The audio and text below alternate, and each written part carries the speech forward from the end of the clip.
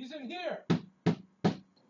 On this fearful stormy night, when the howling winds are but a banshee's wail, a sliver of comfort and relief condescends to you, denizens of the asylum.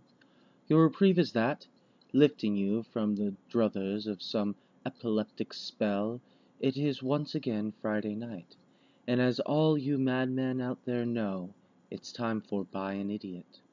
I am your idiot, Mr. Clown. I was reminded this afternoon of a close friend.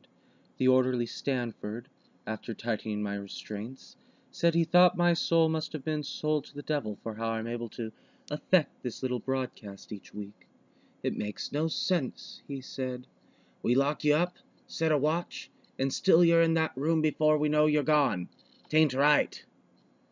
Though I'm not about to divulge the secret of my trade, I'll say the orderly Stanford missed the mark, somewhat far afield. However, his phrase struck a chord in me. I knew a man who sold his soul to the prince of this earth, or rather, leased it for 666 days. Phil's name is unimportant here, so I'll refer to the gentleman as Greg, in case he would not like this story told. Now, the devil himself invented marketing. You'll remember he sold us on some fruit once, and it is in his interest to purchase souls wholesale. That is why you so often hear of selling your soul to him, but never learn of the far more lucrative option of leasing.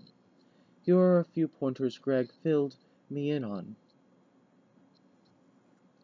The Crossroads is a viable meeting place, but more forward-thinking devils will agree to meet at any number of more comfortable establishments, and they will often forego the tedium of assembling in the dead of night under a new moon. A well-lit Starbucks is really all one needs to haggle over one's soul. Any devil worth his brimstone will have you sign the contract in blood. If he offers you a pen to sign with, be assured that it's most likely a netherworld imp in disguise.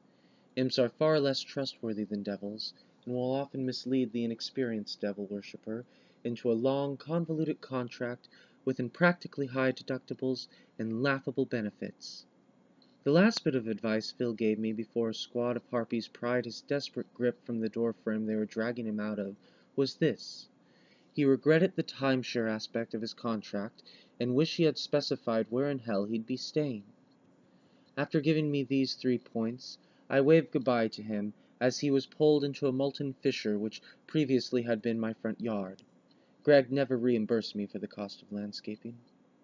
Now, as regards Dr. Agenson, I've been meaning to... He's Got in to go. here! That's all for tonight. This has been Mr. Clown.